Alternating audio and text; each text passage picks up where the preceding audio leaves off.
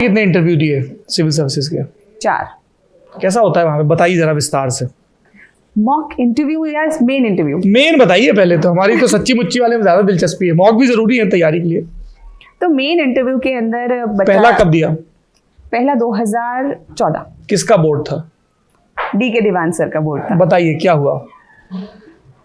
एक पूरा इंटरव्यू विस्तार से बताइएगा, हमको बिल्कुल जल्दी नहीं है, हमारी बड़ी दिलचस्प, हम तो कभी दे नहीं पाए जीवन में भरा ही नहीं, पर होता क्या है? जैसे हम जाते हैं वहाँ पे अपने डॉक्यूमेंट सबमिट करने के बाद एक गोलाकार सा रूम होता है धौलपुर हाउस के अंदर, वहाँ पे जाके अभ्यर्थियों को बिठा दिया जाता है और एक पैनल के अंदर लगभग 6 कैंडिडेट्स होते हैं जो इंटरव्यू देते हैं। तो वो एक टेबल पे उनको बिठा दिया जाता है, चाय कॉफी पानी की सुविधा रहती है और एक एक करके बुलाया जाता है। बिस्किट भी देते हैं चाय के साथ? देते हैं। अब ये मत पूछिएगा कौन सा। नहीं हमें तो इतने नहीं। अच्छा, वैसे 2 तरीके के रख लेते हैं, अगर आप और डिटेल में जाना ही चाहें तो। हाँ विस्तार से बताइए ताकि लोगों को एकदम सजीव दृश्य हो जाए, जो तैयारी कर रहे हैं ना उनको सब बड़ा मोटिवेट करता है। बिस्किट नहीं, इंटरव्यू।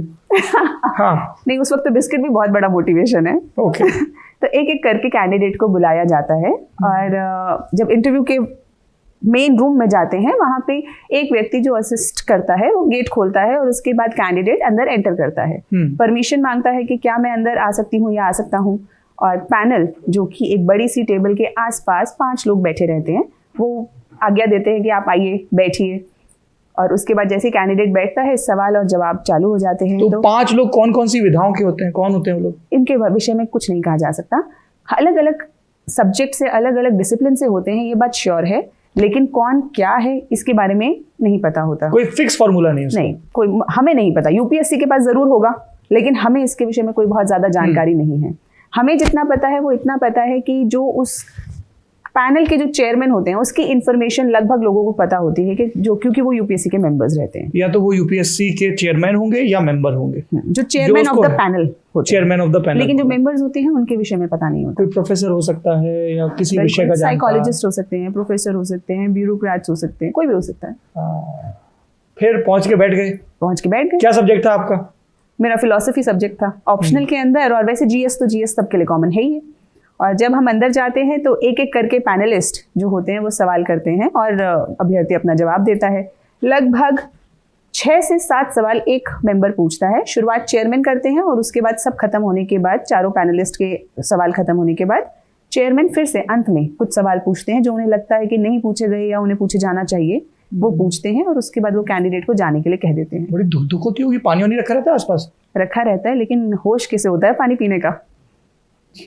तो कोई ऊटपटांग सवाल ही पूछे जाते हैं जैसे हम लोग किताबों में पढ़ते हैं?